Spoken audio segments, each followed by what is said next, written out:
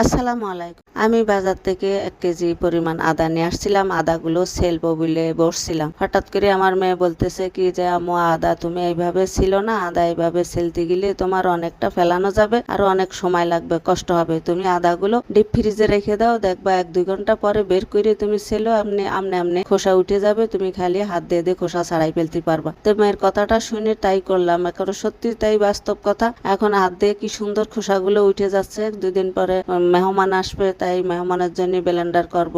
এখন তাড়াতাড়ি করে এই জিনিসটা যেমনি সেলা শুরু করছি, 1 নিমেষেই 10 মিনিটের জায়গায় 5 মিনিটে আমার আদাগুলো সেলা হয়ে গেছে। কি সুন্দর পরিষ্কার হয়ে গেছে দেখেন, খোসার মধ্যে একটু আদাও নাই। এখন এই আদাগুলো একেবারে চকচকে পরিষ্কার। এখন আদাগুলো আমি ব্লেন্ডার করে নেব আর এই খোসাগুলো একদম ফেলে দেব। আপনাদের যদি এইভাবে কারোর করার ইচ্ছা থাকে আমার ভিডিওটা দেখে একবার ট্রাই করুন। ভিডিওটা যে যেখান থেকে দেখছেন কমেন্ট করে জানিয়ে দিবেন। ভালো থাকবেন, সুস্থ থাকবেন। আল্লাহ হাফেজ।